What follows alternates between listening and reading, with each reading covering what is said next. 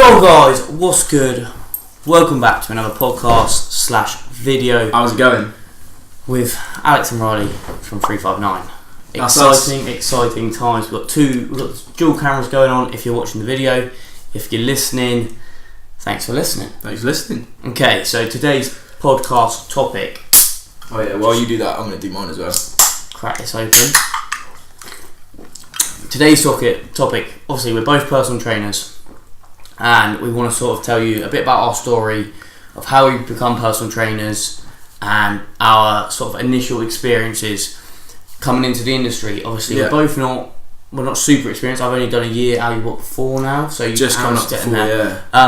But what we want to talk about is things that they don't teach you, things that you don't learn on your course, and things that you should be doing ready if you're trying to become a personal trainer. Yeah, because I think you qualify as a personal trainer, but it's very quickly you have to kind of that's not the whole story, is it, at all?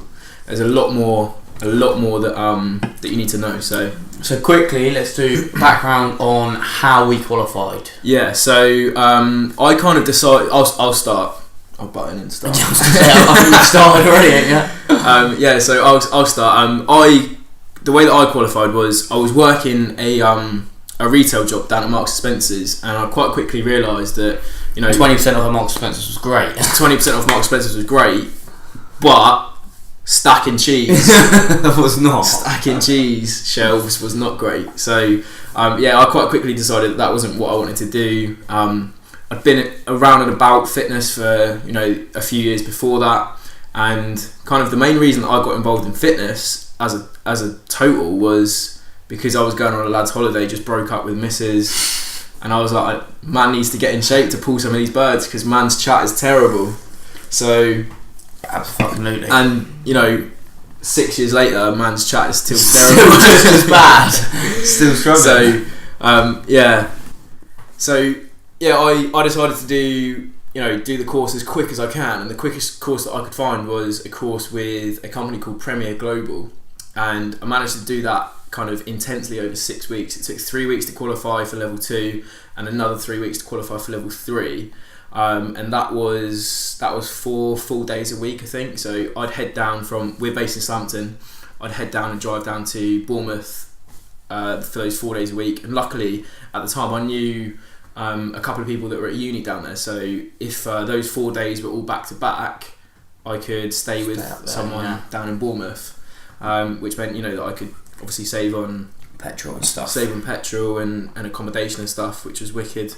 But yeah, I did my whole course in 6 weeks, went back to Marks and Spencer's after that, and the days that I wasn't doing the course, I was working at Marks and Spencer's as well. So for those 6 weeks I worked or I was doing the course. Yeah, or trying to every day to pass the exams. Yeah. So I went back and went straight back to Marks and Spencer's.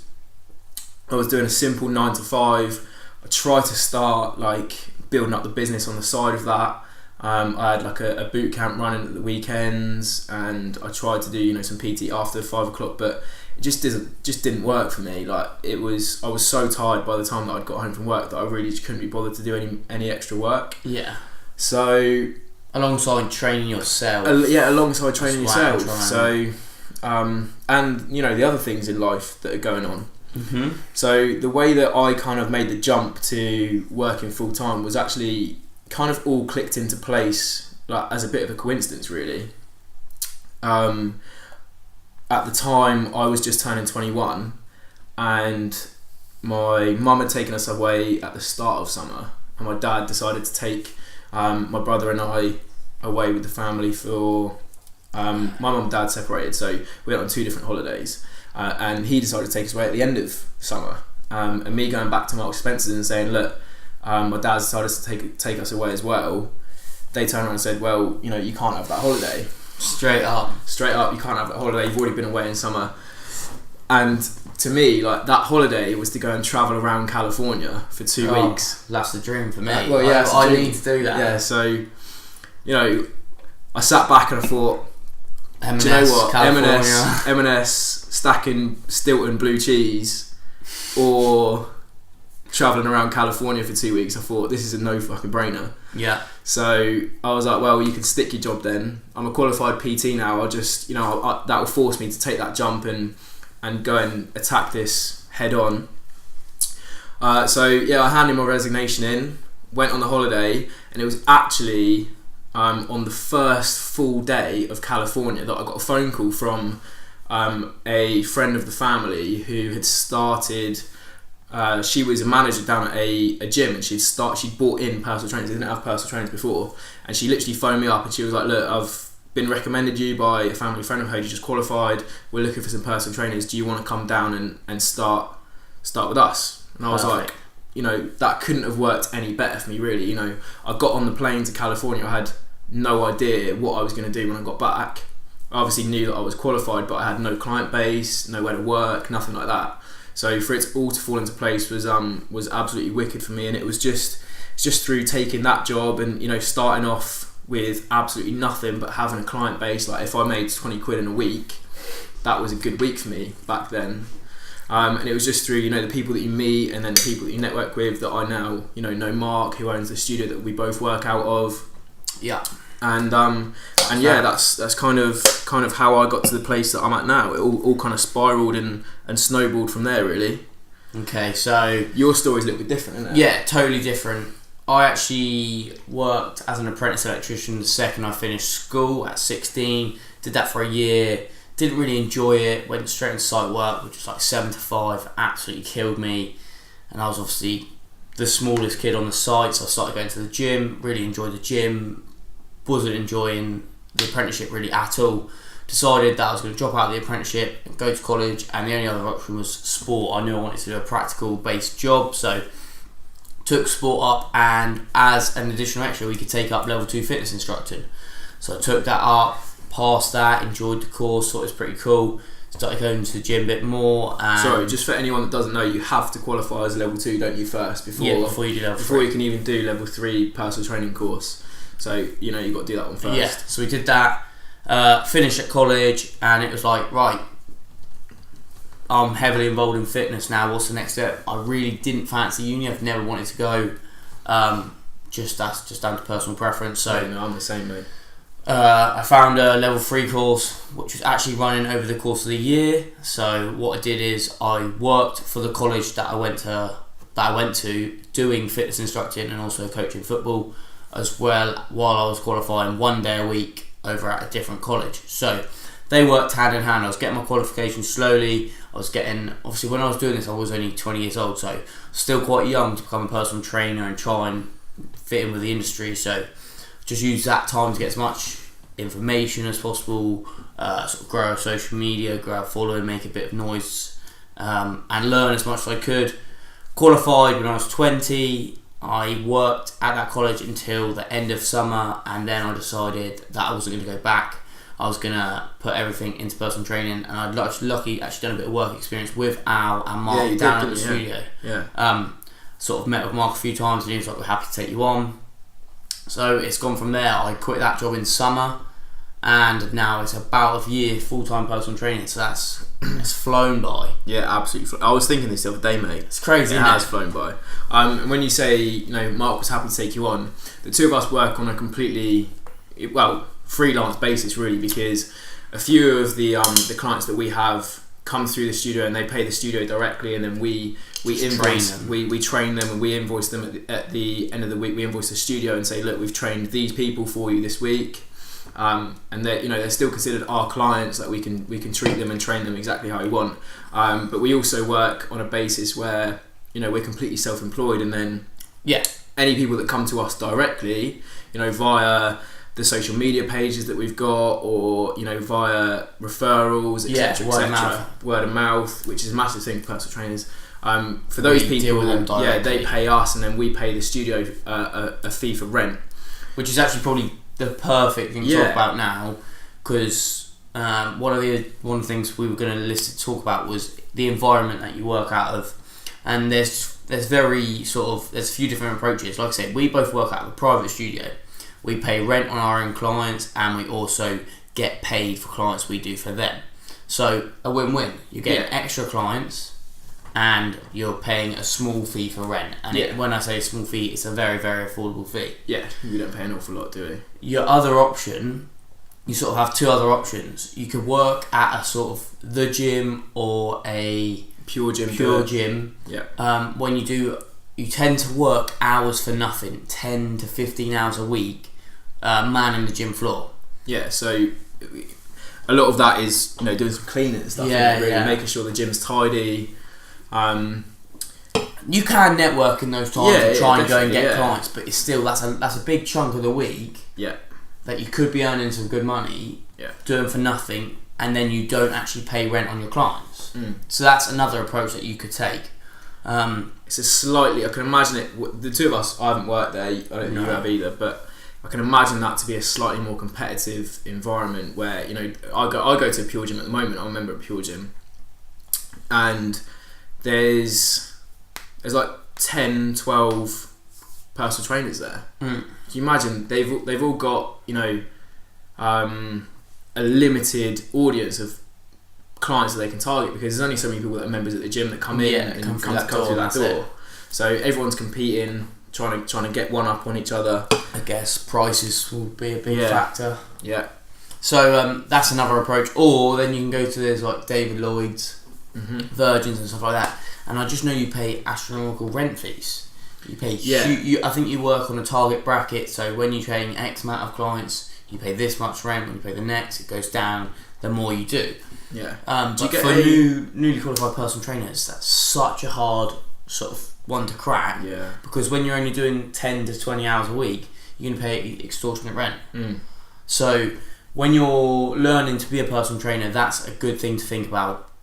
What is your approach? Do you have any contacts anywhere, or do you have any idea of where you'd want to be working out of? Yeah, I don't think we can stress enough. A lot of, well, business in general, not just personal training, but a lot of business in general is what is who you know as opposed to what you know. You know, the more people that you can get out and network with and talk to and have a chat with, just so people remember your face and remember what you're about, etc., etc. The more people that you can connect with, the more opportunities and the more doors that are going to open in the future. So it was, like I said, with me, it was literally through I got a job down at that one place, and ended up going to a meeting about this new studio that was opening.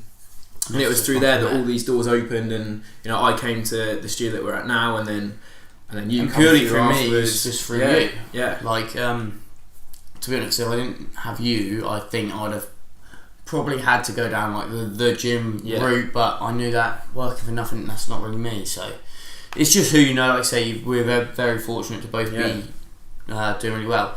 And like we said, talking about competitive. Then it being quite competitive at the gym leads us on to a really good topic of when you take holidays. So I'm actually about to go on holiday on Wednesday. I'm flying out to America for a week. I'm back for 2 days, and then I'm going to Spain for a week. So that's 2 weeks in a month where not only am I not earning money, but you're not earning any money at all. Whereas if you were in a salary job, you'd be getting holiday pay and stuff like that. So it's sort of like a bit of a double whammy in terms of income. So that's stuff that you need to be prepared for, you need to plan around. But we're really lucky that, like I said, when I'm away, I'm going to give Alex a load of clients. He's going to train all my clients and do me a massive favour, so they keep the ball rolling with the clients. And it works well that when Alex goes away, he'll do the same for me. So it's really nice that you'll have that sort of dynamic where you can sort of hand over clients for a few weeks and then know that they're going to come back. And it's not a competitive environment, is it? Yeah. It's a nice friendly environment where, you know, everyone looks after each other. We're quite a small team down at this year, aren't we? We're not like that. We're not, like I say, that's that team of 12, which is a team of 5 really. So, you know, everyone works around each other. Everyone's got there's a good atmosphere down there. Yeah, there is. So when you know, situations arise like that, we can look after each other. Because I can imagine, like in the gym chain, like if you're going on holiday, you're panicking because well, your client wants to be trained, but you're not going to be there. So who do you give them to and make sure they don't go? Whereas it's quite relaxed at the studio, which is really ideal. Right, next topic, go cancellations. Shoot. Right, so cancellations. What I've found over the last few years is that people do cancel, and it is, you know, you can a fucking nightmare. Yeah, it is a nightmare. and you can, get a policy down so that you say, right, if you cancel within 24 hours, you get charged, or if you cancel within X number of time, you get charged, whatever. What I've found is client retention is probably more important than charging that one client for the session. So if someone cancels on me, I will make a judgment on that person and say, right, is that going to be, a legit excuse? Or are they just playing me along? If they're playing me along and it happens 2-3 times, then I'm going to say to them, look, this is taking the piss a little bit here. Yeah, I'm going to charge you. Charging, yeah.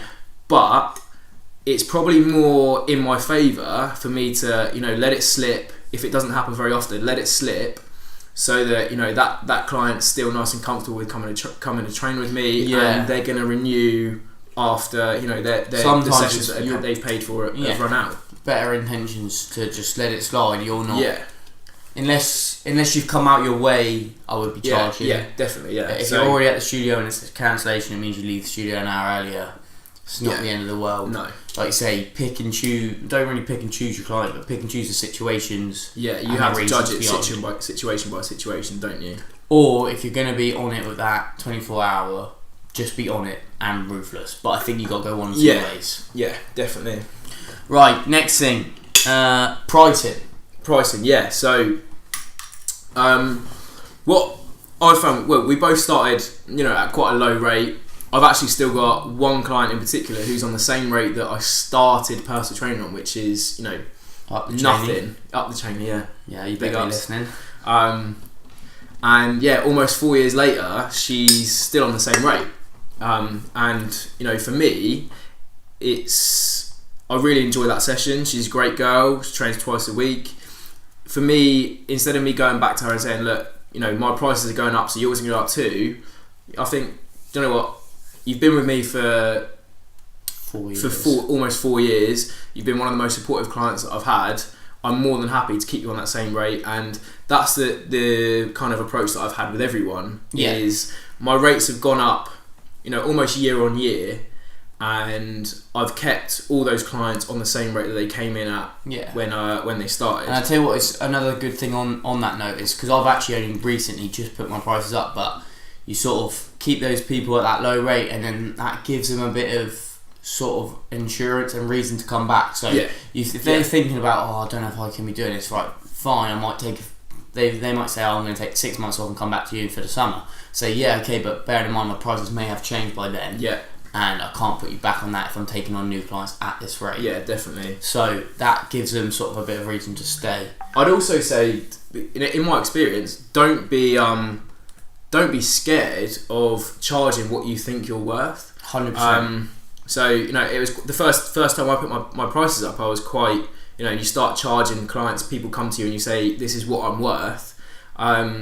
At the start, I was a bit like, I don't know if I can charge this much. Like, I don't know, because I was used to working for Marks and Spencer, getting minimum wage. So for me to all of a sudden charge, X amount of money for an hour was a bit foreign to me, a bit weird. But if you're confident in what you're worth, then what I mean. you're definitely you should definitely be confident in your prices, and people do respect that. Yeah, and I think to a lot of people, if you're coming in charging these really, really, really short rates, they're actually going to think, well, what sort of services is he offering? Yeah, definitely. How much knowledge has he got? Yeah. Whereas if you're confident in your ability to train someone and the knowledge you have, then you have every right to charge X amount of money and be confident with it. Yeah. I'd also like to touch on the fact of, it's not all about what you know, is it? You can't just rely on the knowledge that you've got. Like you have to be and stuff like that. Like people come to me with like, I've got this problem or this issue, and you're not going to know everything under the sun. No, not at all. But what I wanted to kind of touch on was, it doesn't matter how much you know, if you can't talk to people and you can't hold a conversation with people, you're a shit listener. Okay. You can't hold a conversation, etc., then people just aren't going to invest in you. Some clients don't do personal training to get fit. Some people do it for therapy. Yeah. And that's something you'll learn.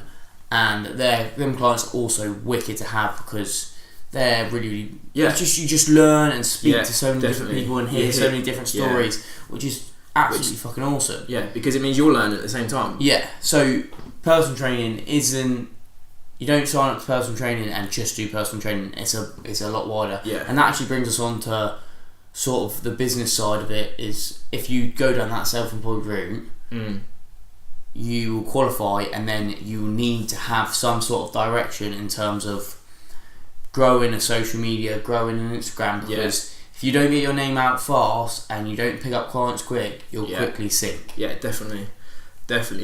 So what I liked about doing the course over a long period of time is it gave me the confidence to go, well, because that's a big thing, putting a fitness Instagram on and a fitness Facebook is a big step, but it's steps that you've got to take to get your name out there. Yeah, definitely. And I think that was probably the first step that we took to get into the place we're at now. Like us two sat here confident enough to sit in front of a camera and a microphone and talk about our experiences. It's all stemmed from that. It's all stemmed from that first topless photo that went on Instagram. That was a big move, but it's got to be done. So be confident with yourself. I think the battery's going to run out, so we've got to wrap it up. Yeah, I think that's a good idea. But obviously, personal training, there's so many aspects to it. We both absolutely love our job. And don't do personal training because it's an easy route or it's a quick qualification and you could earn some good money in it. You've got to do it because you enjoy fitness, you enjoy speaking to people. 100%. A lot of people I know have done a qualification and not followed through with it, not done it. Definitely. So if you're into fitness and interested in becoming a personal trainer, there were some of the topics that we've faced in the first few years of doing it and thought it might be helpful to you guys. Yeah, to hear us. So hopefully it has been helpful. If it has, if you're watching this on the tubes, hit that like button. Hit that like button, hit the subscribe button. And I guess we'll just... And drop us a comment for some more topics to cover in the future. We want to hit some fitness and some personal training content, but we also want to branch out to a lot of other lifestyle, experiences, business, and stuff like that, etc. So anything that you're interested in, drop us a message and we'll try and get socials covered. Or in the comments. Yeah, wicked. Don't forget to follow, like, comment, subscribe, share it. Riley Curry Fitness, Alex Denny online on YouTube. Both. And that's a wrap. Peace.